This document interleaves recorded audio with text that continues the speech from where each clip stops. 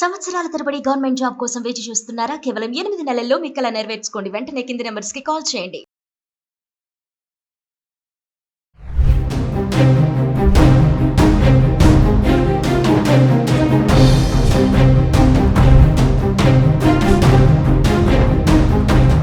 నమస్తే, welcome to Suman TV. ప్రస్తుతం మనతో పాటు ఉన్నారు అడ్వకేట్ సాల్మన్ రాజు గారు. సార్తో మాట్లాడదాం. నమస్తే సార్. నమస్తే సార్, మరి భారత్ పాక్పై తిరుగుబాటు చేయడానికి మన దగ్గర ఉన్నటువంటి వెపన్స్ వాడుతుంది, మిజైల్స్తో దాడి చేస్తుంది కదా, ఒక్కసారి వాటి గురించి మాట్లాడుకుంటే. మనం ఇండియా పాకిస్తాన్ వార్లో ఇండియా దగ్గర ఎట్లాంటి వెపన్స్ ఉన్నాయి, ఇండియా ఏ వెపన్స్ యూస్ చేస్తుంది, ఇండియన్ ఆర్మీ స్ట్రెంగ్త్ ఎంత, ఇండియన్ మిలిటరీ టోటల్ స్ట్రెంగ్త్ ఎంత, ఇవన్నీ కనుక మనం స్టాటిస్టిక్స్ తీసుకుంటే, ఫస్ట్లీ ఇండియాలో ఉన్న వెపన్స్ ఏంటి, ఏ వెపన్స్ యూస్ చేస్తుంది. ఒకటి మనం చూస్తున్నాం, మోస్ట్ పాపులర్ మిజైల్ వచ్చి ఐఎన్ఎస్ విక్రాంత్ ఒకటి యూస్ చేస్తుంది. దాని తర్వాత మన దగ్గర ప్రహార్ అని ఇంకొక మిజైల్ ఉంది. ఈ మిజైల్ వచ్చి దీన్ని ఏమంటారంటే టాక్టికల్ బ్యాలిస్టిక్ మిజైల్ అంటారు. ప్రహార్ అనేది టాక్టికల్ బ్యాలిస్టిక్ మిజైల్ ఒకటి. దాని తర్వాత ఇది ప్రహార్ 1. దాని తర్వాత ఇండియా దగ్గర ప్రహార్ 2 అని ఉంది, అది కూడా టాక్టికల్ బ్యాలిస్టిక్ మిజైల్ అండి. దాని తర్వాత చూసుకుంటే ప్రళయ్ అని కూడా ఉంది మన దగ్గర. ప్రళయ్ వచ్చేసి షార్ట్ రేంజ్ మిజైల్ అండి. ఈ మిజైల్స్లో మీకు లాంగ్ రేంజ్ ఉంటుంది, మీడియం రేంజ్ ఉంటుంది, షార్ట్ రేంజ్ ఉంటుంది. సో ఈ ప్రళయ్ అనేది మీకు షార్ట్ రేంజ్. తర్వాత మనం అంతకుముందు టీవీల్లో వీటిల్లో కూడా విన్నాం బ్రహ్మోస్ అని. ఈ బ్రహ్మోస్ అనేది కూడా most important missile. BrahMos speciality ఏంటంటే it's a supersonic short range missile, supersonic. అందుకనే బ్రహ్మోస్ని అంతగా మీడియాలో కానీ ఎలక్ట్రానిక్ మీడియా, ప్రింట్ మీడియాలో కూడా దీన్ని చాలా హైలైట్ చేశారు. బ్రహ్మోస్ ఉంది మన దగ్గర, బ్రహ్మోస్ కూడా యూస్ చేస్తున్నాము. ఇట్స్ అ సూపర్సానిక్ మిజైల్ అనమాట. అందులో సూపర్సానిక్ షార్ట్ రేంజే కాకుండా ఇట్స్ అ క్రిటిక్ మిజైల్. అందుకని BrahMos is actually very important. మన దగ్గర మీడియం రేంజ్ క్రూయిజ్ మిజైల్స్ ఉన్నాయి, షార్ట్ రేంజ్ క్రూయిజ్ మిజైల్స్ కూడా ఉన్నాయండి.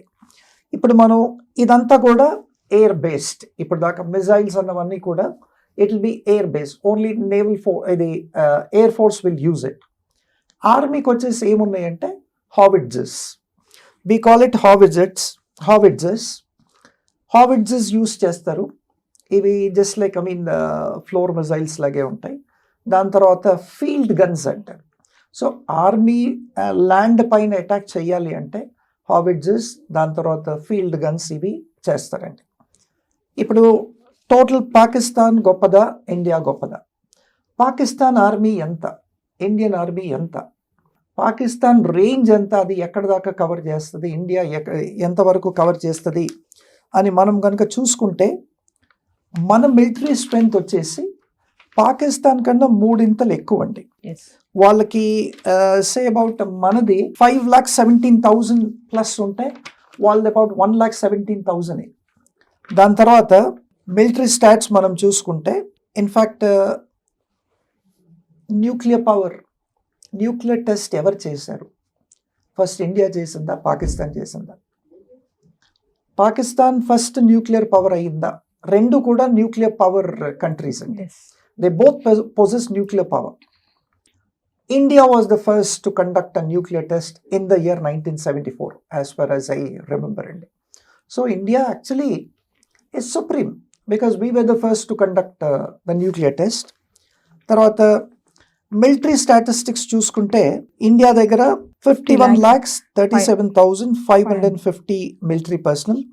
అదే విధంగా మనం పాకిస్తాన్ చూసుకుంటే వాళ్ళ దగ్గర 17,04,000 మిలిటరీ పర్సనల్ ఉన్నారు. అంటే ఇండియాది చూస్తే ఆల్మోస్ట్ 51 lakhs అంటే 17ని 3 times మనం డివైడ్ చేసుకుంటే ఇండియాకి రాగలరు.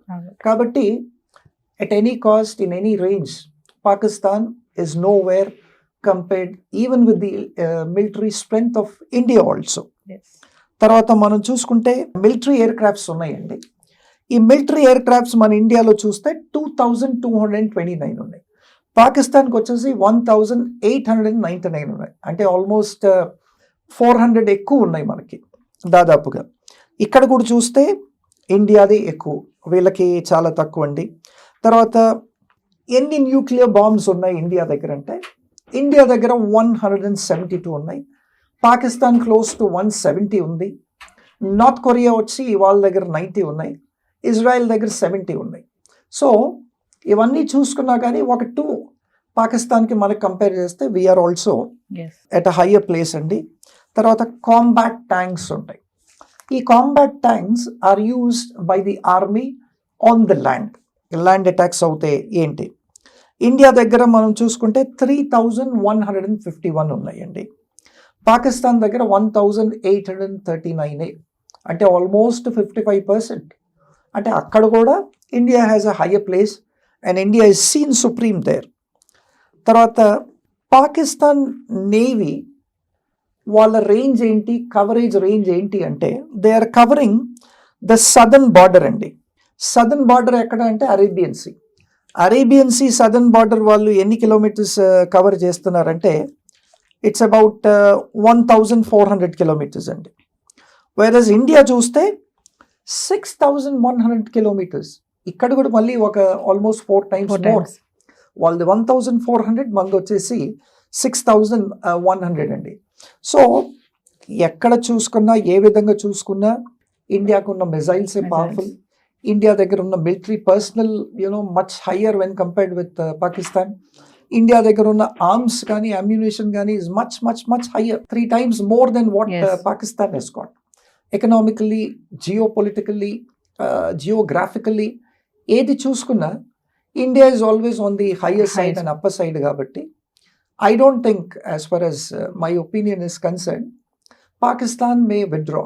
Pakistan may come to ceasefire. American President Trump garu kuda already, he is actually having dialogue both with the Foreign Secretary of India and Foreign Secretary of Pakistan. Kabatti peace talks jarige chances aithe unnai, ceasefire aithe jarige chances unnai. Endukante India retaliation lo cheyaledu, India military బేసిస్ని attack చేయలేదు. ఇది ఒక advantage on one side. We are very fair, India is very very fair. మళ్ళీ జైశంకర్ గారు అదే చెప్తున్నారు. కాబట్టి there are more chances of both the countries coming to cease fire. Internationally all the prime ministers and presidents కూడా ఇదే చెప్తున్నారు. కాబట్టి there should be a cease fire. The way war may not wage, Pakistan cannot afford for a war అంటే. Thank you sir. Thank you.